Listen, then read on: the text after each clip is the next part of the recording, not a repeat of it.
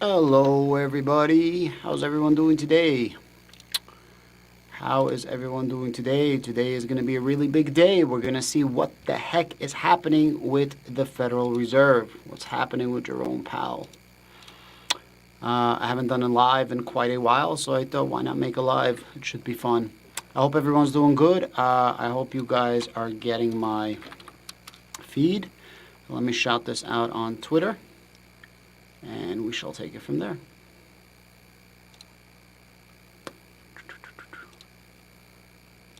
Let me send this out to a few people. Audio is bad.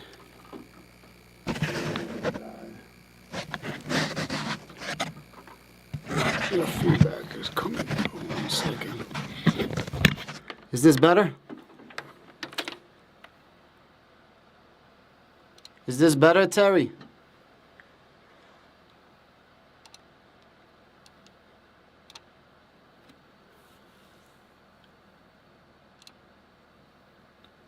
Thank you so much. I hope you guys are having a great day. How's everyone doing? Wow, 26 people. That's crazy. I can't believe we got 26 people. Yeah. How's everyone doing today? It's going to be very interesting to see what's going to happen. What channel is your main channel now? Cheaps, to be honest with you, I really don't know. I have no idea what I'm doing with my YouTube. I'm basically doing videos whenever I feel like it, and that's it. So I don't really have a main channel. I put up content as I feel like it, and that's it. When I feel like it, and yeah, I don't really have a main channel. I hope that helps. I know it doesn't really answer your question, but I don't have a main channel anymore, and I'm just not doing YouTube full time anymore. Soulless Barter, how you doing, man? Good to see you. Iridium, how you doing? Cheaps, of course, how you doing, man? Shout out to the Wolfpack. Maytag, how you doing? Good to see you. Z, what's goody, baby? Alchemy, what's up, what's up, what's up?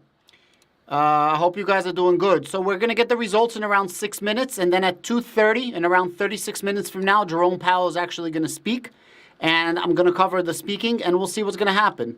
It's very interesting to see what's actually happening right now, because if you guys have been following my channel, I called what was going to happen. I called this last year. I actually had a sheet. You guys can fact check me, where I said that we're going to be raising interest rates to right around 5%. If I'm not mistaken, today it's 5%. He's probably going to be raising it by 0.25%, which brings us to 5 to 5.25%. And after this, in my personal opinion, I think he's going to stop raising interest rates, and we're going to see what's happening. This is what I think personally is going to happen. And then they're saying that they won't be lowering interest rates this year. However, I think towards the end of this year or early next year, which I've been saying for the longest time on this channel, especially the people that have been following me, that they're going to start lowering interest rates. And that's kind of what's happening. So if you've been following with me, if you guys been rocking out with me, you guys know we've been talking about this for a while, and we called this. 75 basis points? Nah, that's not going to happen. Zero chance. Zero chance. And that's where we're at right here. You know what I mean? The stock market's coming back from where it was last year. I believe we've had 13, what was the statistics? The year that we had a negative stock market, which we had last year, which was a bear market, and a recession, which technically we had a recession last year, 12 out of 13 times the year following last year, which would be this year, it ended up bringing positive results in the stock market, double digits. If I'm not mistaken, the number was 17%. So in theory, this year, if following history, we should have a double-digit positive stock market. And so far, we've been having this here, right? So far. So we'll see what's going to happen. Chris, how you doing? Good to see you, buddy. Keep up the positivity. What do you think crypto this year? Let it go sideways. Man, crypto is such an anomaly, and I'm going to say something that a lot of people are going to hate. Crypto is not a hedge against inflation. Crypto is not a hedge against Wall Street. Crypto is not a hedge against banking. Crypto is no longer what it was supposed to be. And crypto is just another asset that's controlled by Wall Street. Also, if you're in crypto for some magical unicorns, you know, decentralization versus centralization, I'm sorry to burst your bubble, that doesn't matter anymore. All that matters is, can crypto be adapted for big business? Centralized or not centralized? That's all that matters. And if you guys want to test my theory, Bitcoin should be at an all-time high because it was literally created. Crypto was created for these times. Meanwhile, we have three or four banks already that were collapsed or bailed out, whatever you want to call it. We all know what's up. And Bitcoin should be at an all-time high, and it's not. And that really sucks. What's your thought on Fiverr stock? Is ChatGPT disrupting the business? I don't know much about Fiverr. I've used it before. I also use Upwork, and I will tell you that ChatGPT is fucking them up. ChatGPT is disrupting many industries. I use ChatGPT every single day. ChatGPT is an absolute monster. Nobody cares because all people care about is when we're going to the moon, but I'm literally adapting ChatGPT every single day in my everyday business. As I'm transitioning from YouTube back into other ventures, I use ChatGPT on a daily basis. I cannot fathom Fiverr or Upwork is going to be as valuable as it used to be. I cannot possibly imagine that. ChatGPT is awesome. Awesome. So right now we have a 90% chance that it's going to be 25 basis points. The Federal Reserve likes to see certainty of 90% plus. I would actually be surprised if they don't do 25 basis points. This is probably their last chance to do it. However, if they don't do it, the market is going to go up. But I believe they're going to raise by 25 basis points, and they're going to give us a lot of dovish sentiment. They're literally going to say, yo, we're going to relax a little bit. We're not going to be raising the rates as high, so on and so forth. However, remember, as the Federal Reserve reduces interest rates, in theory, past history, the stock market actually goes down, and then it recovers. So, yeah. Like the new look, studio look. Thank you so much. I actually have 3 places to record. This is my desk setup, like my Zoom setup, if you want to call it. Then I have my space to record there, and I have another space right here to record. Thank you so much. I appreciate it. These are the things that I was telling you that I was going to let you use. These are the things that I have. This is the soundproofing. Yo, shout out to John. Thank you so much for the $20 donation. I really do appreciate it. Thank you very much. I appreciate you very, very, very much. What do you think about Papa Coin, meme coin with utility? I have no idea what that is, but it's probably a scheme. All of these meme coins are full of shit. Doesn't mean you can't make money, but they're full of shit. Even in my Safe Moon days, when I was talking about Safe Moon, when everybody's like, to the moon, I was getting so much slack about it. When I was like, yo, we're not reinventing the wheel. So, you know, buyer beware. But what do I know? I want some bargains. Nah, I'm done with bargains. I hope it doesn't go down. Let me see. Let me share the screen. Let me present the screen. Let me do a window. Boom, boom. I'm waiting for it to come up. Hey, Saraba, good to see you. Good to see you. Always nice to hear about you. Thank you so much. Appreciate you. I appreciate you. Okay. The committee seeks to achieve maximum employment and decided to raise the target range from 5 to 5.25. So we got 25 basis points, guys. We got 25 basis points. It's right here. As I said, it's not going to be 75. Whoever said 75, you guys are smoking crack and have no idea what you're talking about. And yeah, it was a 0.25% right here. The committee will closely monitor the incoming information and assess the implications for monetary policy and determination the extent which will be additional blah, blah, blah. 2% inflation and maximum unemployment. So, maximum employment, I'm sorry. And then at 2:30, we're going to have the actual live, which I'm going to cover. And I'm going to be taking questions until then. So, feel free to ask questions. Bargains even. Let's see. Hi, Adam, I agree. Yes, ma'am. Yo, thank you so much. I really appreciate it. Thank you so much, Midwest. I don't really know where crypto goes. All I need is $1 to $5 H-bar by summer to literally 28 days a month. I sacrifice a lot in DCA. Yo, you're doing very, very smart. Actually, I like Hedera, and I think they're ahead of the game, honestly. If I had to pick which was a better play right now between Hedera and Algorand, I would pick Hedera over Algorand right now. Hadara has none of the negativity right now. It has a super strong army, and there's a lot of things that they're working on. So, yeah, has a very good chance of hitting a new all-time high next bull run, and more so. I like Hadara. And plus, Hadara did really good, right? Hadara was like in spot 40 something, and then it went to spot right now 30, 33, 34 right now. And they're one of the few cryptos that actually gained market share against other cryptocurrencies. Chat GPT. So, Andrew Lawrence, I know it's going to be hard for you to understand this with your tiny brain, but I'm from Brooklyn and I have a Russian accent. This is just the way we speak. PB, it's all the same shit. At the end of the day, you know what I'm saying, so don't be ignorant. Thank you so much. Come again and fuck off. Here comes the curveball. Yes, sir. It's a football, the studio. Yeah, so these are hexagons, right? They're called hexagons, I believe. And I got a bunch of colors and I put them together. I'm just missing one right here and one right here on the bottom, which I'll add. And I did a bunch of different, colors. What's your new stance on algo with all the recent... All right, so my stance on algo is they have a major problem. And I think that a lot of exchanges are distancing themselves from Algorand, and a lot of companies are distancing themselves from Algorand. I still hold all of my Algorand,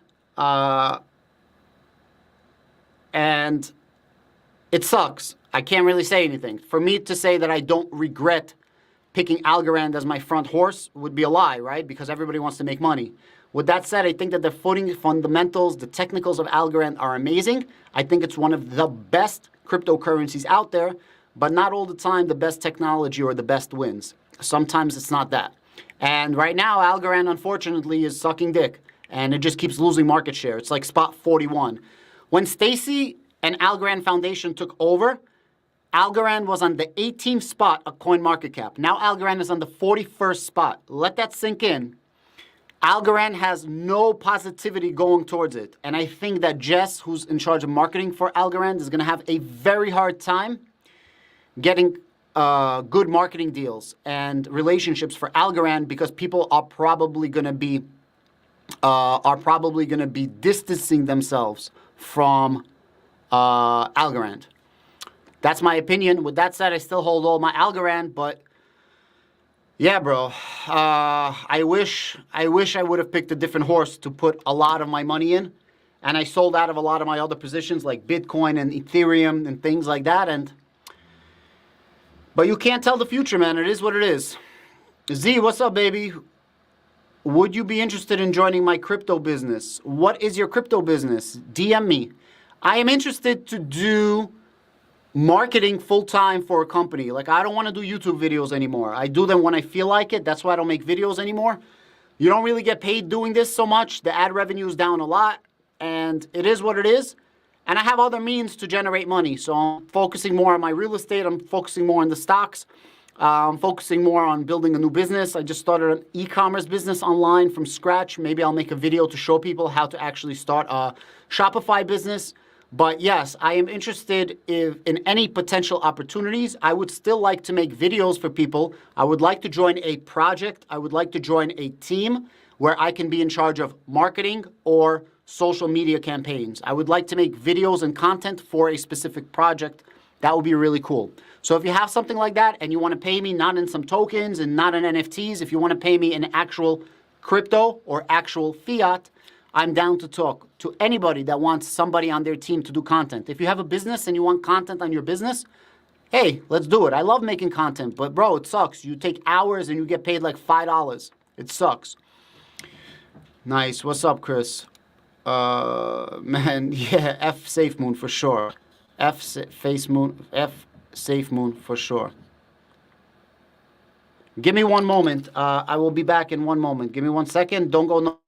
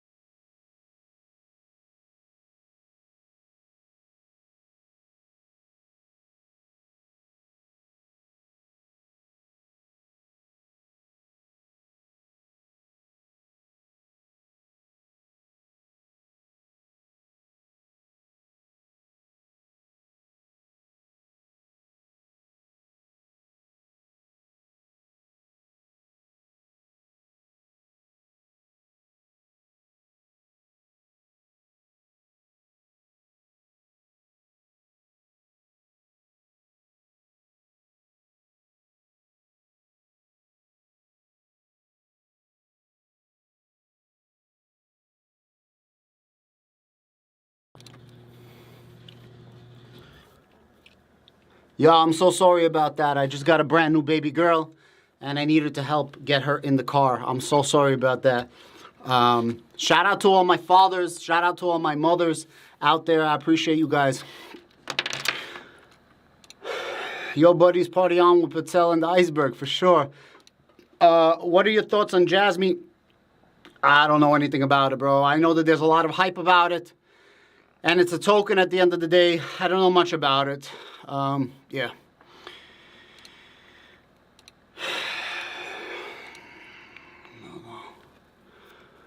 My top 5 favorite cryptos, in no particular order: Bitcoin, Ethereum, Bitcoin, Quant, Hedera, Algorand, and if I had to pick a 5th one, those are my 4. There's a lot that would go 5, 6, 7, but those are my 4. Eric, what's up, big guy? Hey, Adam, I had a buddy of mine who's a trader, and he's telling me Polkadot, you can thank me later, but for stay quiet. So I understand your buddy's a trader. I'm not going to thank you later, but I appreciate that. So I know a lot about Polkadot. I know how it works. Most people have no idea how it even works. Polkadot is extremely, extremely valued already. It's high up there. Same like Cosmos. You feel me? So you think a project that's $10 billion is going to grow faster than a project that's like $1 billion? Maybe. Polkadot is great, but I wouldn't put a lot of my money in there, Adam, that's why I like you. Tell someone off nicely. Absolutely, bro. Absolutely. Actually, the guy that sent you a comment typed it out as ChatGPT. I was referring to him. Who's the ignorant one now? LOL, clown. You're still a clown. You're still a clown. You're a clown. I don't know what to tell you. That statement doesn't change nothing. Hi, homeless guys. Yo, what's up, Mohel? Stacy Butt Club. Yeah, bro, I don't even know what to say. All I know is that Algorand was spot 18 when she came, and now Algorand is spot 41.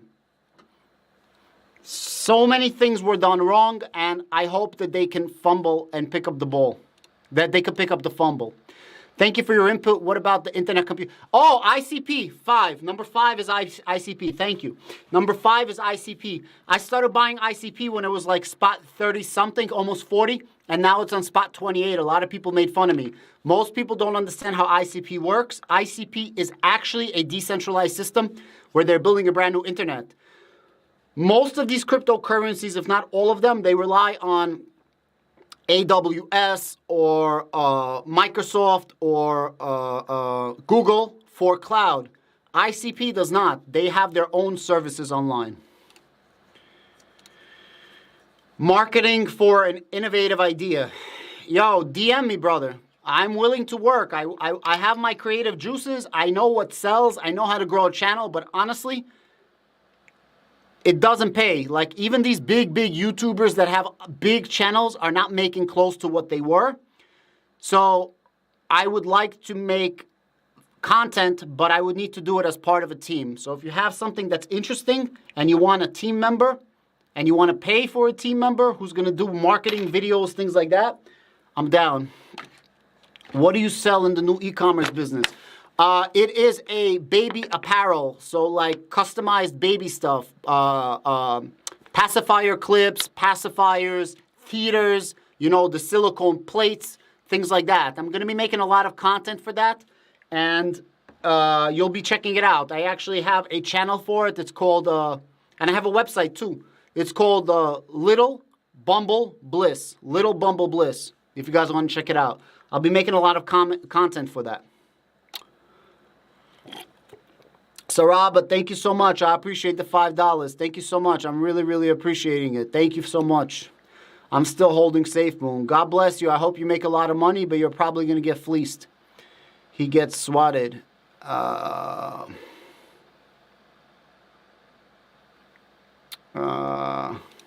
Bergman said, come change the diaper. Yeah, man, it is what it is. I fed my daughter today at 4 a.m. It's one of the greatest things ever. I changed her diapers. I fed her. I burped her. She pooped on me. It's all good. Life is great. Life is beautiful. Baby mama says put your undies in the basket. Yeah, congrats on the baby. Thank you so much. Don't ever apologize for helping your baby girl. Thank you so much. I appreciate that, James. Called it. Never apologize for being a dad. Never, my brother. Never. Our job is to protect them. You know what I mean? Protect them from this crazy world. If you guys know anything about my story, I left my regular business to start YouTube so that I can wake up and see my son every morning. It worked. He loves me. Every morning, Dada hugs me. Love it. And now I'm able to work from close to my house, even if I was to go back to other businesses and other ventures. So I'm building up my real estate. I actually was able to rent, Cheaps, check this out. I was able to increase my rents for my Section 8 properties by $1,600 a month between one of my properties. So I'm going to be getting an extra $20K approximately a year on the property. And all I did was, change a few things around. So that's really cool. President Biden wants to up tax. Bro, President Biden, I hope he loses. Honestly, any Republican comes into party is probably going to be better what we have right now. I truly hope Donald Trump wins or DeSantis wins or runs. I hope Trump and DeSantis is going to be his running mate. I hope. I really, really pray that this is going to happen because our country is fucked up. And this guy Biden is not helping us. And he's losing his mind. He's literally losing his mind. When he's talking on stage, he's losing his mind. Kamala Harris, losing her mind. She can't even speak. She cannot formulate a sentence. Today is yesterday's today, and tomorrow will be today's yesterday, but in a week it will be a week, and today and yesterday, 1 week. That's what she says. Bro, Donald Trump is sharp. Guys, we have around 12 minutes, and then we're going to have the speech by Jerome Powell, so hang in there. Phantom, I like Phantom a lot. It's not my top 5, but I really do like Phantom. And Phantom uses a similar technology to Hadara. They use something called a DAG, which is a directly acyclic graph. They are very, very fast, very efficient, very cheap. And if I'm not mistaken, they're in spot like 40th of CoinMarketCap, 40-something. So they have a really good value. And Hadara uses Hashgraph, and Phantom uses something called, I'm pronouncing it wrong, but it's called Lechins, something like that. L-E-C-H, some shit. I'm pronouncing it wrong. Good project. I like it. I'm hoping Vulcan does well. I'm super excited for Seifu Go's AI and opportunity. I don't know any of those projects, but I really hope that they make money. Congratulations. Buying, I don't know what SUI is. Hey, Adam Sweet, thank you. ICP is badass. ICP is an amazing project, and they have their own lingo and they have their own system. The only thing that could stop ICP is people are not going to adopt it. However, ICP literally has games that are built and social networks, but actual active social networks. Shout out to Jerry Banfield. He's actually a bull for ICP. I think I mentioned it before him, though. And they actually have games running on their own ICP. So they're running on Internet Computer Protocol. It's really cool. And it's different. It's not a blockchain like people think. It's not. It's literally a brand new system. It's really cool. Where do you see Cosmos price? I really don't know where the price is going to be, but I have a theory that all cryptocurrency that have utility, including Cosmos, is going to go up by 2025 in the next bull run. That's what I think. DM you and IG. You can DM me on Twitter, or I'll give you my email address.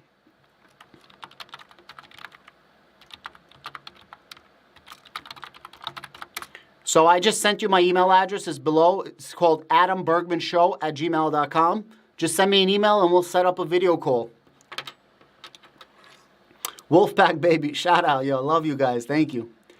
I feel like the cost of centralizations of relay nodes is a part of the issue with Algorand. Algorand has a lot of issues, not just one issue. Algorand has a lot of issues.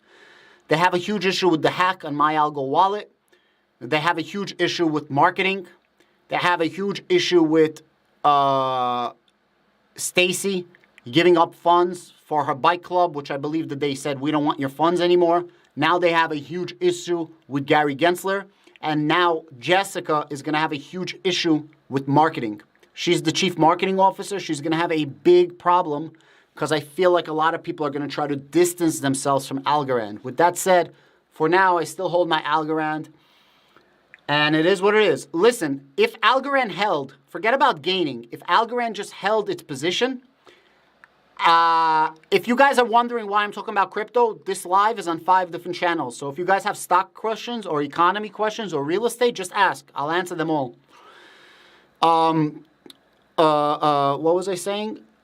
About, oh yeah, so when Stacy came in, and really Algorand Foundation came in, Algorand was in spot 18 of CoinMarketCap. If you want to take the equivalent of Algorand then and now, if Algorand did not lose any market share and it was just even to where it should be, right now Algorand should be trading at around 70 cents. 7 0 cents. But Algorand is trading at 7 cents, 17. So in reality, Algorand is trading right now 4 times lower where it should be, or around 80% lower than where it should be. It sucks, you know? It sucks. And I'm not saying it should have gained market share. I'm just saying Algorand is such a better project than it was a year and a half ago, and we lost so much traction. And this was all because of the fuck up of FIFA. The lone wolf has spoken. We all know we won't get rich from that, but I'm interested in going Palantir is awesome. Listen, Algo is also amazing, but Palantir is really amazing. I love that project, and there's so many amazing things that are happening right now with Algorand and with Palantir. But Palantir is frontline and center. Thank you so much. Thank you for the congratulations. I appreciate it. I'm a daddy of 2, a beautiful baby boy, and then I have something called Irish twins because my boy is 17 months and my baby girl is brand new. Thank you so much.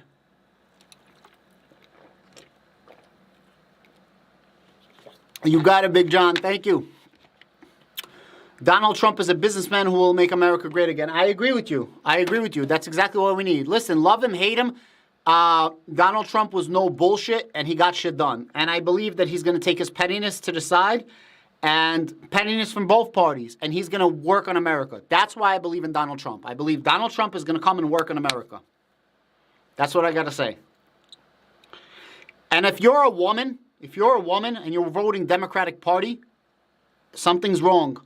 When they just had a bill that was passed for the Fair Sports Act where you can't have, and I have nothing against, anybody can do whatever they want, that only biological women can play in biological sports when it comes to, I believe, high school or college. Not a single Democrat voted. Not a single Democrat voted to support that. If you're a woman and you're playing against people that were born biological men, nothing wrong with that. I'm not against none of this stuff. I'm just saying, do whatever you want, but it's not the same. A biological man with any amount of drugs is not going to be the same as a biological woman. And if you're a woman, where is your women's rights if you're voting Democrat, who not a single Democrat voted for this bill? It's insane. They are so petty down party lines, both parties, but Democrats are taking it a step further, bankrupting this country. Hell yeah.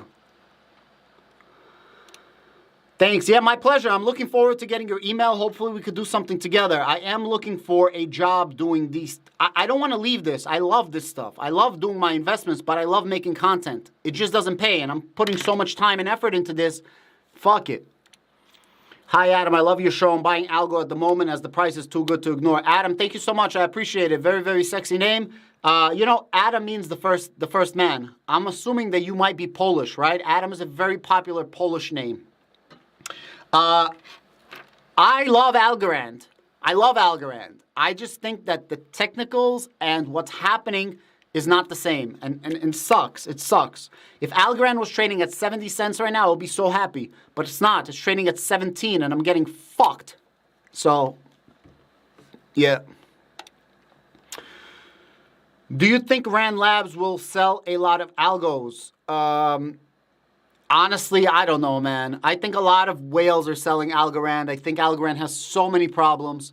The only good thing is that Algorand's deflationary measure is going down. So from now until 2030, Algorand's inflation is only going to be around 5 or 6% a year, while Algorand's inflation was like 50% over the last 2 years. So that's a good thing. Congrats on the kid. Thank you so much. What a beautiful thing. Appreciate you, brother. I'm from the UK, Great Britain. Shout out to you. Shout out to the UK. Adam from out of Adma. So beautiful. Yeah. Cheeps, I appreciate you, man. Thank you so much. My Florida trip got a little delayed, but we still are planning to go. But I am looking for a lot of properties right now back in Westchester by Yonkers. I'm trying to buy some more Section 8. Some more Section 8. All right, guys, the meeting is going to start in around 4 minutes. I know I'm talking a lot about crypto. If you guys have questions about real estate, if you guys have questions about stocks or the economy, feel free to ask me questions. I'll be happy to answer you. And yeah, just to recap, for anybody that's asking, where have I been? Why am I not making as many videos, especially in crypto? I'm just concentrating on other ventures. When my son was born, I was concentrating on being home. Now I got my shit set up where I could be home, even if I'm doing, businesses or around my house. And now, since my daughter's born, I got to concentrate on growing and expanding again. So YouTube is to be determined. However, if somebody really does want somebody on their team for marketing and content, let me know. I would love to do that. That would be cool. Guys, it's going to start in around 3 minutes. It's going to start in 3 minutes. Just give me a moment. It's going to start in 3 minutes. How are the markets doing? How's the markets doing? Let's see. Yes, the markets are green. Yes. Oh, by the way, if you guys want to know what stocks, I could tell you my stocks. In no particular order, but Palantir I'm most bullish on. My second most bullish position is HIMS. And then no particular order, Microsoft, Google, and I have an ETF called JEPI. And I also have some shares of MicroStrategy, which is essentially a Bitcoin stock. That's what I hold now. I sold a lot of my stocks, and I'm concentrating on certain stocks to go forward, to do all my research. And if you guys have been following my stock channel, I have a public portfolio for the stock channel, and I'm actually up. So anybody that's been following my stock portfolio for my public channel, which I had when I started it, by the way, during my Patreon days. Remember, guys? I'm up. So anybody that followed those plays, we making money. Not that I'm saying I'm giving advice, because I'm not a financial advisor. I'm just giving you guys my own personal plays, but it's a very active portfolio, and yeah, it's up. Thank you so much. I appreciate you, brother. Thank you so much. What do you think the earnings report for Palantir is going to be? I think Palantir's earnings is going to show GAAP profitability. The reason they're going to make GAAP profitability is because of treasury bonds that they bought. Apparently, my opinion, they have $1.5 billion in treasury bonds, which is yielding around $75 million a year. If you take that and divide it into 4 quarters, this is going to be approximately 19 million, which is going to push them over to GAAP profitability. And everybody thought last time they got GAAP profitability that they were going to only be GAAP profitable for the year, not every quarter. But now they're going to show that they're going to be GAAP profitable every single quarter because they want to be inducted into S&P 500. The reason why I'm saying that is because Dr. Alex Karp had no reason to talk about S&P 500. So, yeah, I think we're going to get positive GAAP profitability, and that's going to raise our share price. I also bought 5 Palantir call options for May 12th, which I announced. And yesterday I bought another 5. Same ones, $6.50 call. Basically, I need Palantir to be $7.70, $7.80 for me to break even. And I think that I am going to get that because of what's happening right now. I think we're going to get very dovish sentiment. I think Jerome Powell is going to say, hey, we're going to put the brakes on raising interest rates and see what happens. That's what I think is going to happen. And that's going to raise the market. That's what I think is going to happen.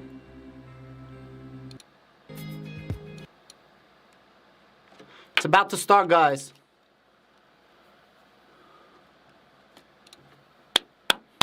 Hymns.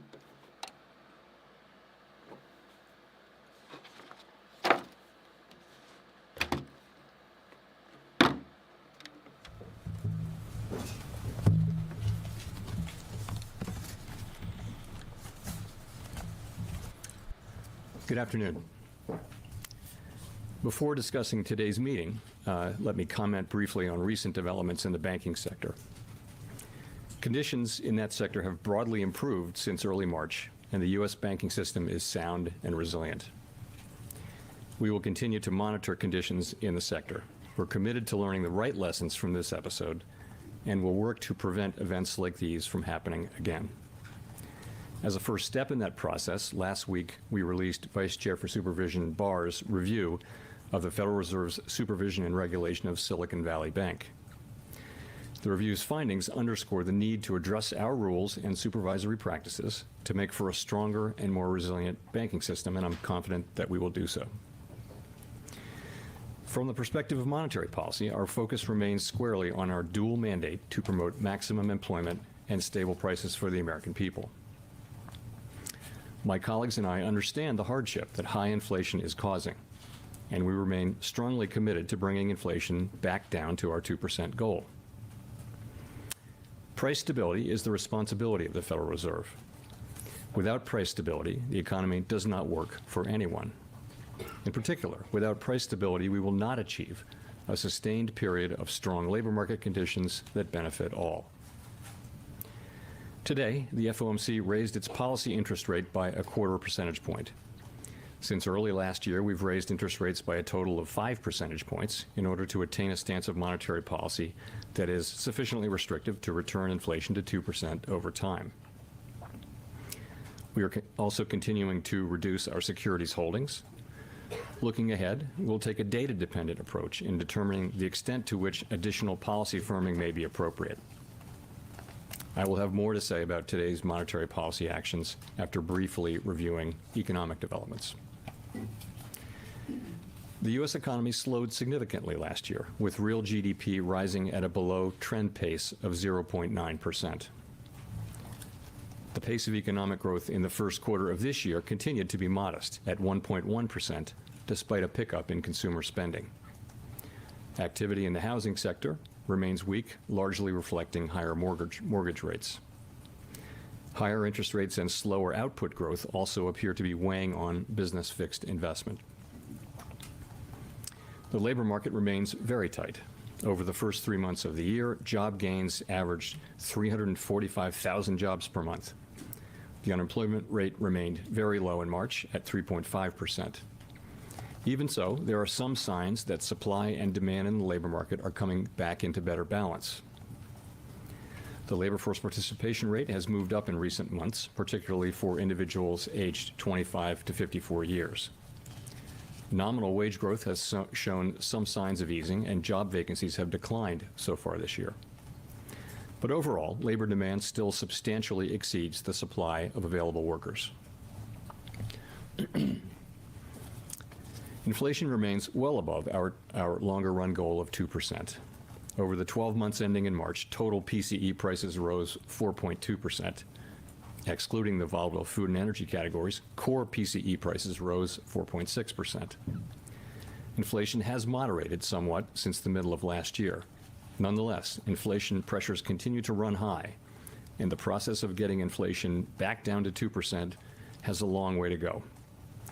Despite elevated inflation, longer-term inflation expectations appear to remain well anchored, as reflected in a broad range of surveys of households, businesses, and forecasters, as well as measures from financial markets. The Fed's monetary policy actions are guided by our mandate to promote maximum employment and stable prices for the American people. My colleagues and I are acutely aware that high inflation imposes significant hardship as it erodes purchasing power, especially for those least able to meet the higher costs of essentials like food, housing, and transportation. We are highly attentive to the risks that high inflation poses to both sides of our mandate, and we are strongly committed to returning inflation to our 2% objective. At today's meeting, the committee raised the target range for the federal funds rate by a 1/4 percentage point, bringing the target range to 5 to 5.25%. And we're continuing the process of significantly reducing our securities holdings. With today's action, we have raised interest rates by 5 percentage points in a little more than a year. We are seeing the effects of our policy tightening on demand in the most interest rate sensitive sectors of the economy, particularly housing and investment. It will take time, however, for the full effects of monetary restraint to be realized, especially on inflation. In addition, the economy is likely to face further headwinds from tighter credit conditions.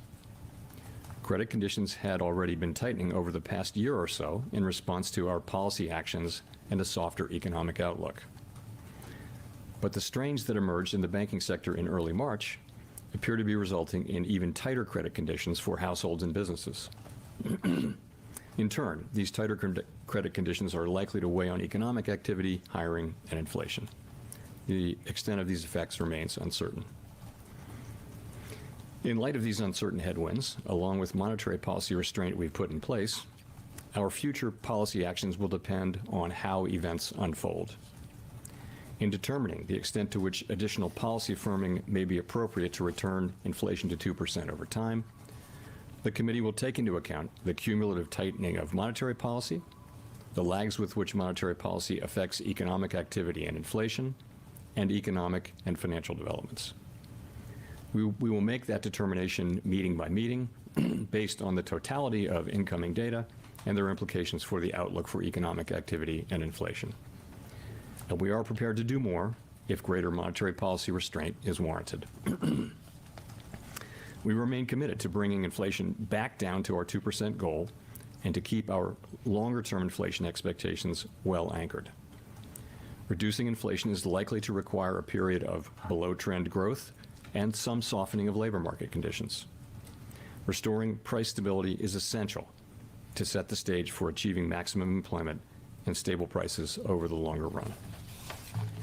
To conclude, we understand that our actions affect communities, families, and businesses across the country. Everything we do is in service to our public mission. We at the Fed will do everything we can to achieve our maximum employment and price stability goals. Thank you. I look forward to your questions. Thanks, Gina. Hi, Gina Smilik, New York Times. Thanks for taking our questions. I wonder if you could tell us whether we should read the statement today as a suggestion that the committee is prepared to pause interest rate increases in June. And I also wonder if the Fed staff has in any way revised their forecast for a mild recession from the March minutes. And if so, what a recession like what they're envisioning would look and feel like when it comes to, for example, the unemployment rate. So, taking your question, of course, today our decision was to raise the federal funds rate by 25 basis points. A decision on a pause was not made today. You will have noticed that in the statement from March, we had a sentence that said the committee anticipates that some additional policy firming may be appropriate. That sentence is not in the statement anymore. We took that out, and instead we're saying that in determining the extent to which additional policy firming may be appropriate to return inflation to 2% over time, the committee will take into account certain factors. So that's a meaningful change that we're no longer saying that we anticipate. And so we'll be driven by incoming data, meeting by meeting, and we'll approach that question at the June meeting. So the staff's forecast is so. Let me start by saying that that's not my own most likely case, which is really that the economy will continue to grow at a modest rate this year. And I think that's, so different people in the committee have different forecasts. That's my own assessment of the most likely path. Staff produces its own forecast, and it's independent of the forecasts of the participants, which include the governors and the Reserve Bank presidents, of course. And we think this is a healthy thing, that the staff is writing down what they really think. They're not especially influenced by what the governors think, and vice versa. The governors are not taking what the staff says and just writing that down. So it's actually good that the staff and individual participants can have different perspectives. So broadly, the forecast was for a mild recession, and by that I would characterize as one in which the rise in unemployment is smaller than has been typical in modern era recessions. I wouldn't want to characterize the staff's forecast for this meeting. We'll leave that to the minutes, but broadly similar to that. Rachel. Thank you, Chair Powell. Rachel Siegel from the Washington Post. Thanks for taking our questions. I'm wondering if you can talk about the account of possible effects of a debt limit standoff. You've said repeatedly that the ceiling must be raised, but do you see any economics effects of even getting close to a default? And what type of situation would that look like? So I wouldn't want to speculate specifically, but I will say this. These are fiscal policy matters, for starters, and they're for Congress and the administration, for the elected parts of the government to deal with, and they're really consigned to them.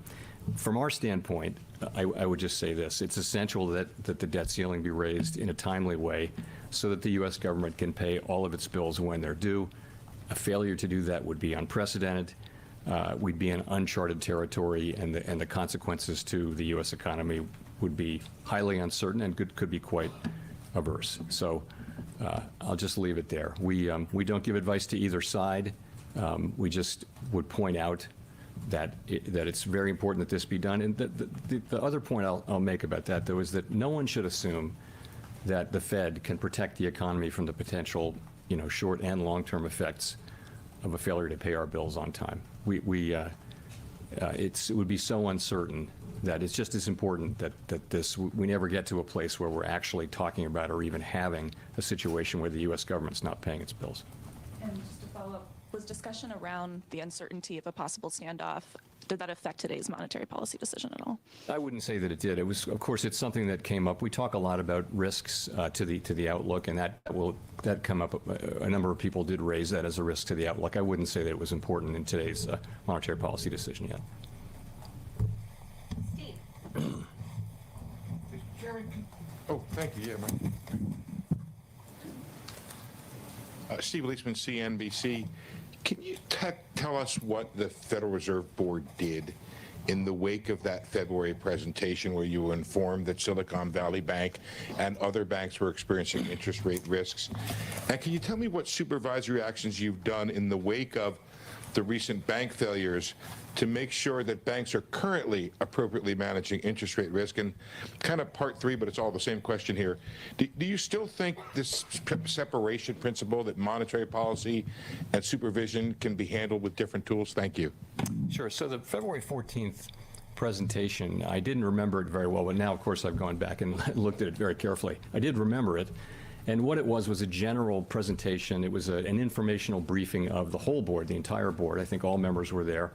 And it was about interest rate risk in the banks and lots of data. And there was one page on Silicon Valley Bank which talked about the amount of losses mark-to-market losses they had in their portfolio. There was nothing in it about that I recall anyway about the risk of a bank run. So it was, I think the takeaway was they were going away to do an assessment, a horizontal assessment of banks. It wasn't presented as an urgent or alarming situation. It was presented as an informational, non-decisional kind of a thing, and I thought it was a good presentation, and as I said, did remember it. In terms of what we're doing, of course, I think banks themselves or many banks are now are attending to liquidity and taking opportunity now, really since the events of early March, to build liquidity. You asked about the separation principle. Like so many things, it's very useful. But ultimately, it has its limits. I mean, I think in this particular case, we have found that the monetary policy tools and the financial stability tools are not in conflict. They're working well together. We've used our financial stability tools to support banks through our lending facilities, and at the same time, we've been able to use our monetary policy tools to foster maximum employment and price stability. Mr. Chairman, I'm sorry. I don't mean to be argumentative, but the staff report said SVB has significant interest rate risk. It said interest rate risk measurements failed at SVB, and it said banks with large unrealized losses face significant safety and soundness risk. Why was that not alarming? Well, I mean, I didn't say it wasn't alarming. It was, they're pointing out something that they're working on and that they're on the case. That I'm not sure whether they mentioned, I think they did actually. They mentioned that they had taken regulatory action, or supervisory action in the form of matters requiring attention. So I think that was also in the presentation. I think it was to say, yes, this is a bank and there are many other banks that are experiencing these things, and we're on the case. Go to Victoria. Hi, Chair Powell. I wanted to ask, obviously, with the recent bank turmoil, we've seen multiple banks buy other banks, and I was just curious whether you think that further consolidation in the banking sector would increase or decrease financial stability, and whether you have any concerns about the biggest bank in the U.S. Getting even larger. So, we certainly don't, and I don't have an agenda to further consolidate banks. Consolidation has been a factor in the U.S. banking industry really since interstate banking, and before that even. It goes back more than 30 years. When I was in the government a while back, I think there were 14,000 banks. Now there are 4,000 and change. So that's going on. I personally have long felt that having small, medium, and large-sized banks is a great part of our banking system. The community banks serve particular customers very well. Regional banks serve very important purposes, and the various kinds of GSIBs do as well. So I think it's healthy to have a range of different kinds of banks doing different things. I think that's a positive thing. Is it a financial? So I would just say, in terms of J.P. Morgan buying First Republic, the FDIC really runs the process of closing and selling a closed bank completely. That is their role, so I really don't have a comment on that process. As you know, there's an exception to the deposit cap for a failing bank. So it was legitimate, and I think the FDIC, I believe, is bound by law to take the bid that is the least cost bid. So I would assume that's what they did. So, do you have any concerns about the fact that they're getting larger in general? So I think it's probably good policy that we don't want the largest banks doing big acquisitions. That is the policy, and but this is an exception for a failing bank, and I think it's actually a good outcome for the banking system. It also would have been a good outcome for the banking system had one of the regional banks bought this company, and that could have been the outcome. But ultimately, we have to follow the law in our agencies, and the law is it goes to the least cost bid. Colby. Thank you. Colby Smith with the Financial Times. At the March meeting, you mentioned that a tightening of credit conditions from the recent bank stress could be equal to one or more rate increases. So given developments since then, how has your estimate changed? Yeah, I think I followed that up by saying it's quite impossible to have a precise estimate of the words to that effect. But in principle, that's the idea. When we've been raising interest rates, and that raises the price of credit, and that, in a sense, restricts credit in the economy, working through the price mechanism. And when banks raise their credit standards, that can also make credit tighter in a kind of broadly similar way. It isn't possible to make a kind of clean translation between one and the other, although firms are trying that, and we're trying it. But ultimately, we have to be honest and humble about our ability to make a precise assessment. So it does complicate the task of achieving, a sufficiently restrictive stance. But I think conceptually, though, we think that interest rates, in principle, we won't have to raise rates quite as high as we would have had this not happened. The extent of that is so hard to predict because we don't know how persistent these effects will be. We don't know how large they'll be and how long they'll take to be transmitted. But that's what we'll be watching carefully to find out. Just to quickly follow up, what does it suggest about the scope for the committee to pause rate increases perhaps as early as next month, even if the data remains strong then, if it's having some kind of substitute effect? This is just something that we have to factor in as we want to find ourselves. So I guess I would say it this way. The assessment of the extent to which additional policy firming may be appropriate is going to be an ongoing one, meeting by meeting, and we're going to be looking at the factors that I mentioned that are listed in the statement, the obvious factors. That's the way we're going to be thinking about it. That's really all we can do. As I say, it does complicate. We have, a broad understanding of monetary policy. Credit tightening is a different thing. There's a lot of literature on that, but translating it into rate hikes is uncertain. Let's say it adds even further uncertainty. Nonetheless, we'll be able to see what's happening with credit conditions, what's happening with lending. There's a lot of data on that, and we'll factor that into our decision making. Howard Schneider with Reuters. Thank you. So noting that the statement dropped the reference to sufficiently restrictive, I was wondering, given your baseline outlook, whether you feel this current rate of 5 to 5.25% is in fact sufficiently restrictive. So that's going to be an ongoing assessment. We're going to need data to accumulate on that. Not an assessment that we've made. That would mean we think we've reached that point, and I just think it's not possible to say that with confidence now. But nonetheless, you will know that the summary of economic projections from the March meeting showed that at that point in time that the median participant thought that this was the appropriate level of the ultimate high level of rates. We don't know that. We'll revisit that at the June meeting, and that's we're just going to have to, before we really declare that, I think we're going to have to see data accumulating and make that, as I mentioned, it's an ongoing assessment. And a follow-up on credit, if I could you give us a sense of what the SLUS survey indicated? It was already, I think 45% of banks were tightening credit as of the last survey. What did this one show, and how did that weigh into your deliberations?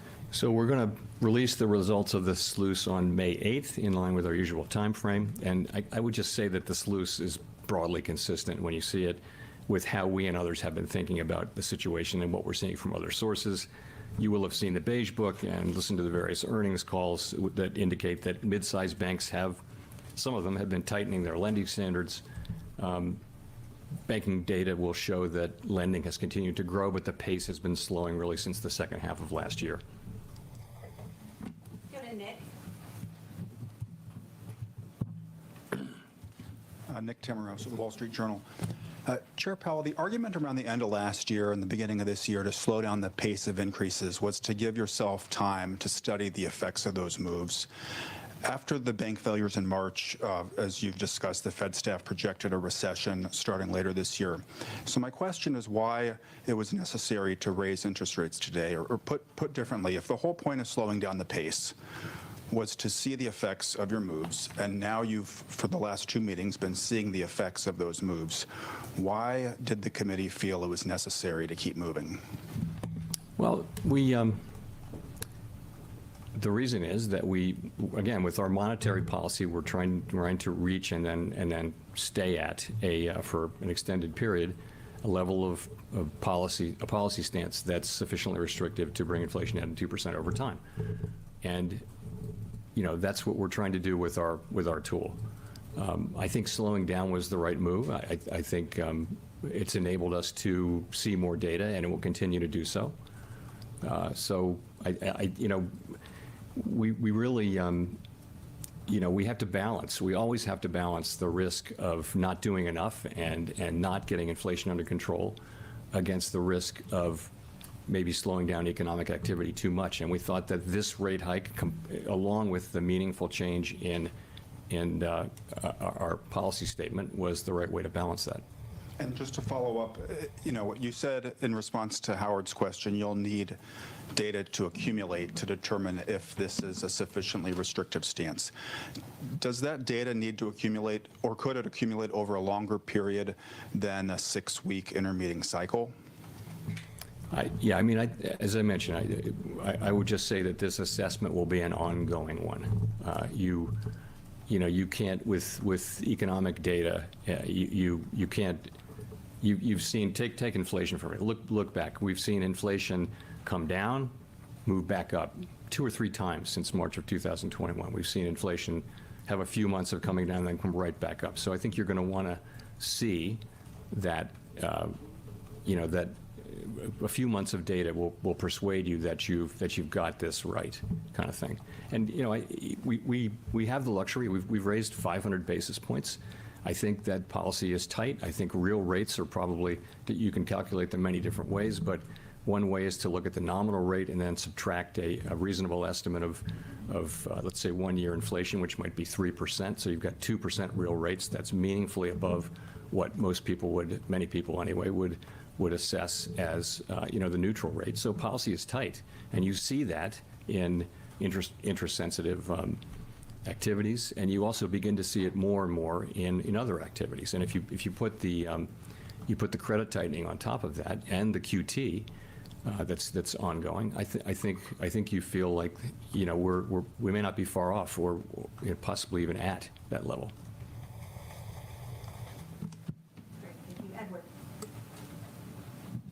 Thank you very much, Chair Powell. Edward Lawrence with Fox Business. So if the Federal Reserve gets down to the 3% inflation as the projections show at the end of this year, or close to it, would it be okay for you for a prolonged period of 3% inflation and hoping for some outside event to move down to 2% target? Look, I think we're always going to have 2% as our target. We're always going to be focusing on getting there. Would you be okay with a prolonged 3%?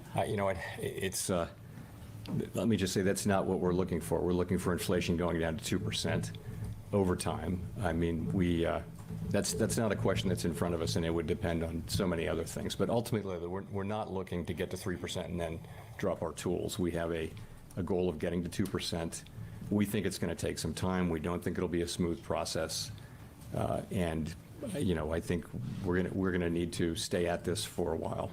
How does the other side of the mandate, the job side, once you get to 3%, going from 3 to 2, how does the other side of the mandate balance? I think they will both matter equally at that point. Right now, you have a labor market that's still extraordinarily tight. You've still got 1.6 job openings, even with the lower job openings number, for every unemployed person.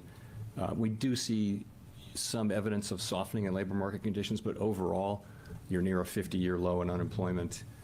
Wages, you all will have seen the wage number from late last week, and it's whenever it was, and it's a couple percentage points above what would be consistent with 2% inflation over time. So we do see some softening. We see new labor supply coming in. These are very positive developments, but the labor market is very, very strong. Whereas inflation is running high, well above our goal, and right now we need to be focusing on bringing inflation down. Fortunately, we've been able to do that so far without unemployment going up. Matt. Hi, Chair Powell. Matthew Bosa with Bloomberg News. So many analysts noted at the time of the March FOMC meeting that at least half of Fed officials' projections did imply or seem to imply that a recession was in their baseline forecast as well, given the strong first quarter GDP tracking estimates. And so I'm just wondering if you could kind of elaborate on, why you're optimistic that a recession can be avoided, given that that's the Fed staff's forecast, possibly also the broader committee's forecast as well, and also, of course, most private sector forecasters. Yeah, I don't think, I know what's printed in the Summary of Economic Projections and all that. I don't think you can deduce exactly what you said about what participants think, because you don't know what they were thinking for first quarter GDP at that point. They could have been thinking about a fairly low number. Anyway, in any case, I'll just say I continue to think that it's possible that this time is really different. And the reason is there's just so much excess demand, really, in the labor market. It's interesting, as we've raised rates by 5 percentage points in 14 months, and the unemployment rate is 3.5%, pretty much where it was, even lower than where it was when we started. So job openings are still very, very high. We see by surveys and much evidence that conditions are cooling gradually, but it really is different. It wasn't supposed to be possible for job openings to decline by as much as they've declined without unemployment going up. Well, that's what we've seen. So there are no promises in this, but it just seems to me that it's possible that we can continue to have a cooling in the labor market without having the big increases in unemployment that have gone with many, prior episodes. Now, that would be against history. I fully appreciate that. That would be against the pattern. But I do think that the situation in the labor market with so much excess demand, yet, wages have been moving down. Wage increases have been moving down. And that's a good sign, down to more sustainable levels. So I think it's still possible. I think, the case of avoiding a recession is, in my view, more likely than that of having a recession.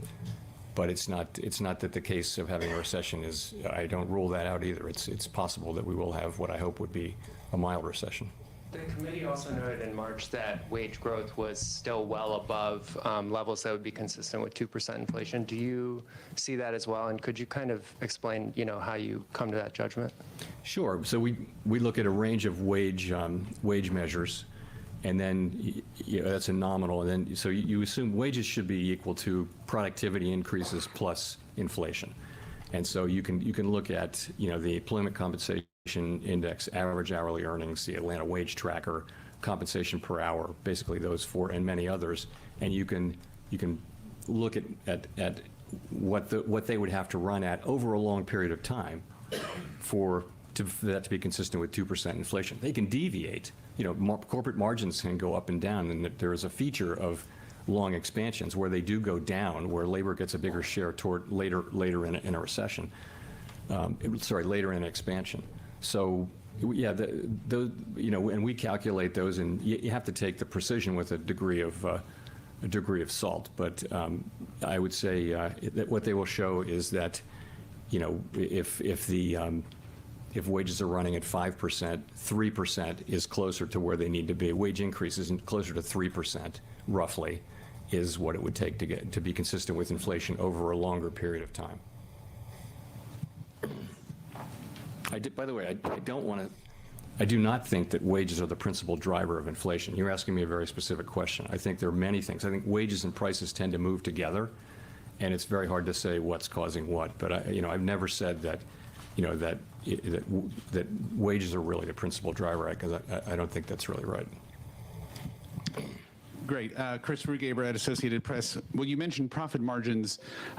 Those have expanded, did expand sharply during this inflationary period. And while there are some signs that they are starting to decline, many economists note they haven't fallen as much as might be expected, given that we're seeing at least some pullback among consumer spending.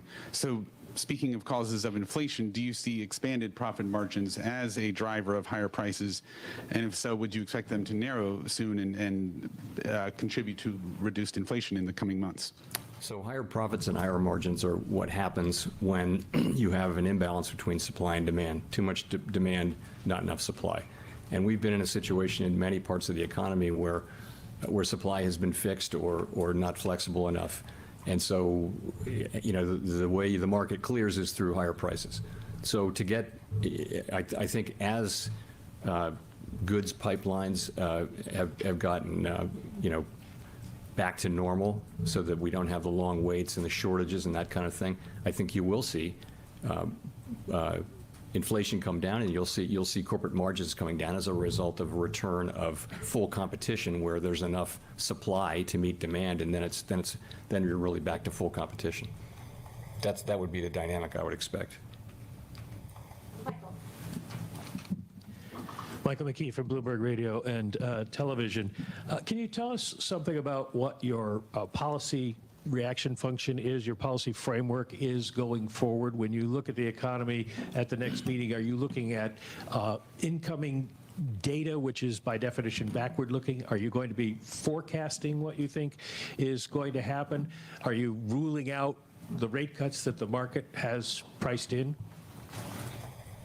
I didn't catch the last part. Ruling. Markets have priced in rate cuts by the end of the year. Do you rule that out? Okay, I got it. So what are we looking at? I mean, we look at a combination of data and forecasts. Of course, the whole idea is to create a good forecast based on what you see in the data.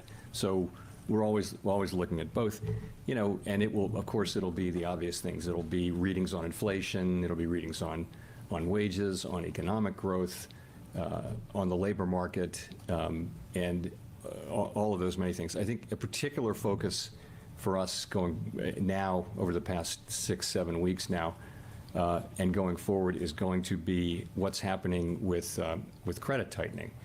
Are small and medium-sized banks tightening credit standards, and is that having an effect on loans, on lending?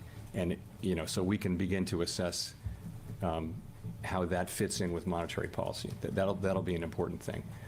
We'll be looking at everything.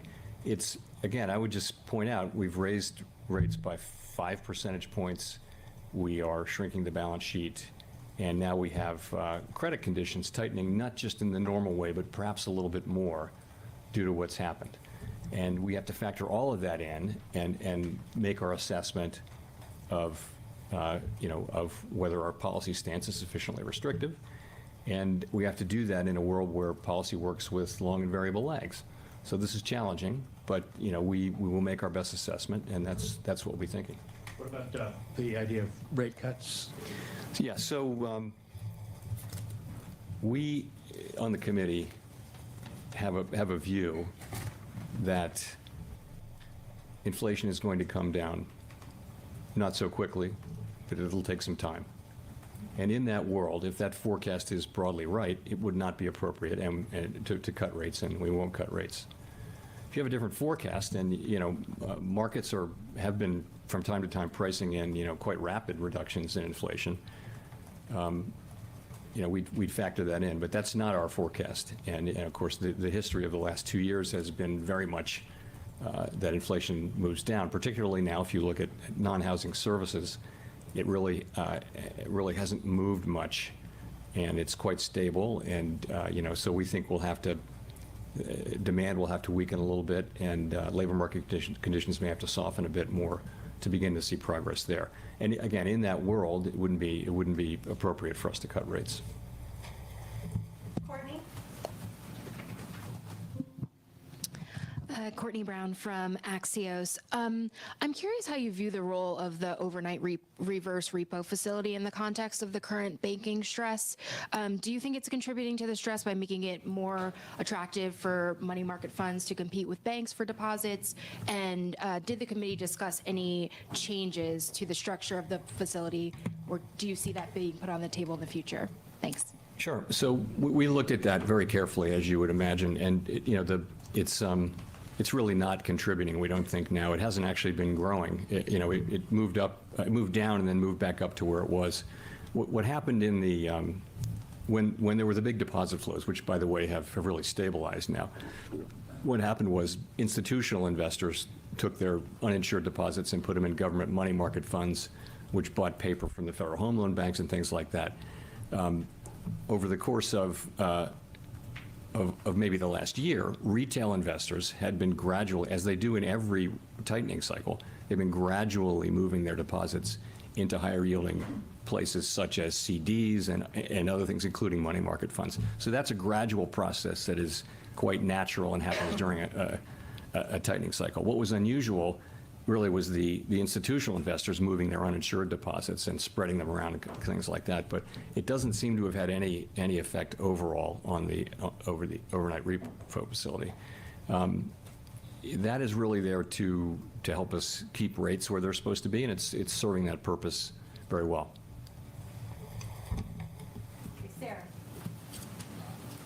Sarah Ewald-Weiss, CBS News. I want to go back to the debt ceiling for a moment. I know you talked about that in terms of fiscal policy, but can you just speak towards what the impact of a default would mean for Americans across the country, the markets, and borrowing?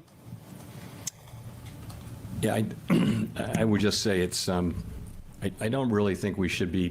We shouldn't even be talking about a world in which the U.S. doesn't pay its bills. It just shouldn't be a thing. And again, I would just say we don't. No one should assume that the Fed can really protect the economy and the financial system and our reputation globally from the damage that such an event might inflict. Scott.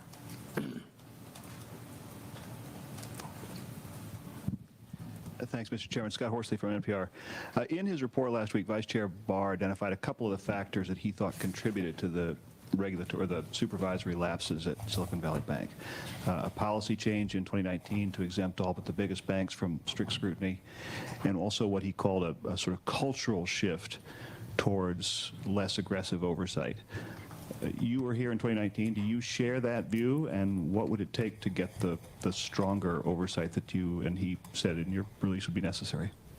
So I didn't take part in creating the report or doing the work, but I have read it, of course, and I find it persuasive. I mean, I would say it this way. A large bank, not a very large bank, a large bank failed quite suddenly and unexpectedly in a way that threatened to spread contagion into the financial system. I think the only thing that I'm really focused on is to understand what went wrong, what happened, and identify what we need to do to address that. Some of that is, it may just have been technology evolving, you know, we have to keep up with all that, but some of it may be our policies and supervisory and regulatory, whatever. Well, what our job is now is identify those things and implement them. And that's kind of the only thing I care about is, and I feel like I am accountable for doing everything I can to make sure that that happens.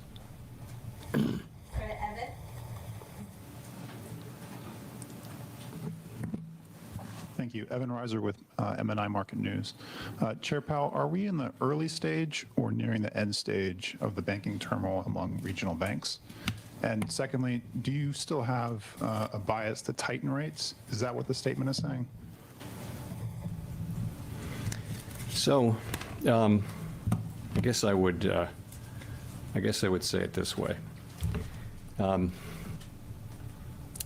were three large banks, really, from the very beginning, that were at the heart of the stress that we saw in early March, the severe period of stress.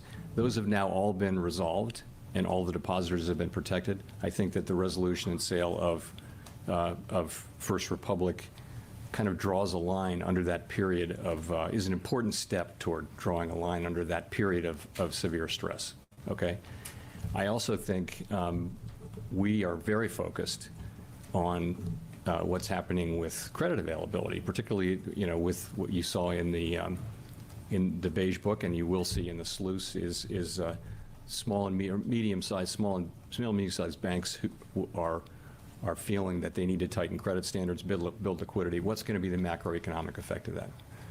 More broadly, we will continue to very carefully monitor what's going on in the banking system, and we'll factor that assessment into our decisions in an important way going forward. Okay, Greg. Thank you, Fed Chairman. Greg Robb from Market Watch. I just wondered if you've done any reflection on your own actions during this crisis and leading up to it over the last, since you've been Fed Chairman. I think I've heard you say a couple of times that you deferred to the Vice Chair for supervision. Do you think that was the right way to go about this? And yeah, comments on that. Thank you. Sure. So let me say, first of all, I've been chair of the board for 5+ years now, and I fully recognize that we made mistakes. I think we've learned some new things as well, and we need to do better. And as I mentioned, I thought the report was unflinching and appropriately so. I welcome it, and I agree with and will support those recommendations. And I do feel that I'm personally accountable to do what I can to foster measures that will address the problems. So on the Vice Chair for supervision, you know, the place to start is the statutory role, which is quite unusual. The Vice Chair, it says, shall deploy policy recommendations, develop policy recommendations for the board regarding supervision and regulation of depository institution companies, and shall oversee the supervision and regulation of such firms. So this is Congress establishing a 4-year term for someone else on the board, not the chair, as Vice Chair for supervision, who really gets to set the agenda for supervision and regulation for the Board of Governors. Congress wanted that person to have political accountability for developing that agenda. So the way it works, the way it has worked in practice for me is I've had a good working relationship. I give my counsel, my input privately, And that's, I offer that, and I have good conversations, and I try to contribute constructively. I respect the authority that Congress has deferred on that person, including working with Vice Chair Barr and his predecessor. And I think that's the way it's supposed to work, and that's appropriate. I believe that's what the law requires. And, you know, but it isn't, I wouldn't say it's a matter of complete deference. It's more, I have a role in presenting my views and discussing, having an intelligent discussion about what's going on and why, and you know, that's my input. But ultimately, that person does get to set the agenda and gets to take things to the Board of Governors, and really in supervision has sole authority over supervision. Just wondered if you had any regrets, or was there anything that, you know, decisions that maybe you regret now in light of what's happened? I've had a few. Sure. I mean, you know, who doesn't look back and think that you could have done things differently? But honestly, you don't get to do that. Again, my focus is on control the controllable. As one of my great mentors used to always say, control the controllable. What we control now is make a fair assessment, learn the right lessons, figure out what the fixes are, and implement them. And I think that Vice Chair Barr's report is an excellent first step in that, but we've got to follow through. Great. Thank you. Hi there, Megan Casella with Barron's. Did the possibility of pausing at this meeting come up at all, and how seriously was that considered? I'm curious if you can give us any color as to whether there were any initial concerns about raising rates again, or what those discussions entailed. So support for the 25 basis point rate increase was very strong across the board. I would say there are a number of people, and you know, you'll see this in the minutes. I don't want to try to do the head count in real time, but people did talk about pausing, but not so much at this meeting. You know, that I mean, there's a sense that we're much closer to the end of this than to the beginning. That, you know, as I mentioned, if you add up all the tightening that's going on through various channels, we feel like we're getting close, or maybe even there. But that, again, that's going to be an ongoing assessment, and we're going to be looking at those factors that we listed in to determine whether there's more to do. I'm curious too how to interpret that and the changes to the statement. Is the bar higher now to raise rates at the next meeting, or would a strong jobs report or inflation print be enough to push the Fed to tighten again? I don't want to. I couldn't really say. I just think I think we've moved a long way fairly quickly, and I think we can afford to look at the data and make a careful assessment. And we'll go to Nancy for the last question.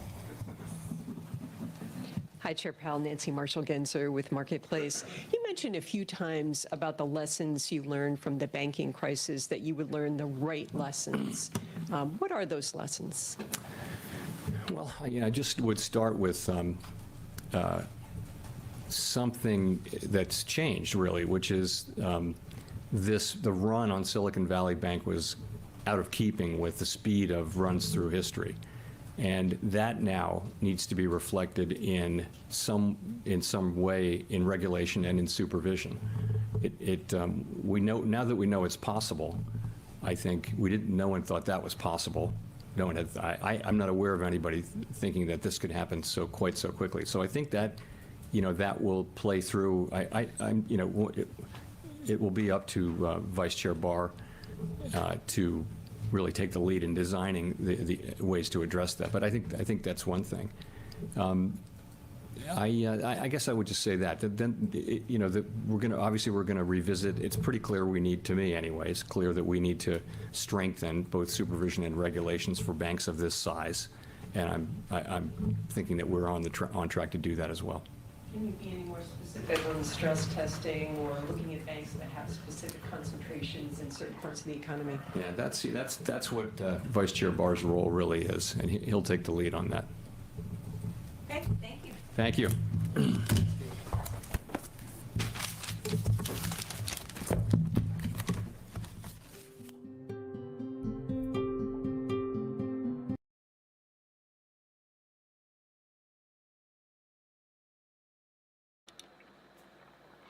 Yeah, I think that was a really good get together. I think that was super useful.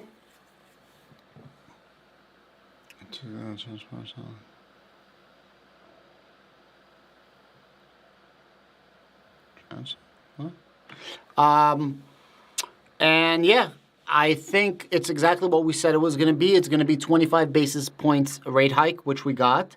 It seems like they're dovish, and they're very reluctant to say we're going to stop, we're going to pause. However, they said that we are going to be data dependent, whatever that means. Basically, he's saying that we are going to pause as necessary. I don't think we're going to be having any more rate hikes for the immediate time being. I think at the very, very least, the next 2 or 3 meetings, there will be no rate hikes. Probably until the end of the year, no rate hikes. And at the end of the year, maybe beginning of next year, we will get a reduction in rates. However, everything can change like this. There's so much information that's going into this every single day. But I think that they were setting it up to reduce the rates and artificially reduce the inflation rate. Yeah, and that's where we are right now. Let's see where we are. My cat passed away and my channel is named after Cat in Tuxedo. Oh, I just saw it. I just made it bigger. I'm so sorry to hear that, man. My cat also passed away. He's with me here. That's my boy Milo. He also passed away. And I loved him. So my deepest, heartfelt condolences, bro. My deepest condolences. It's hard.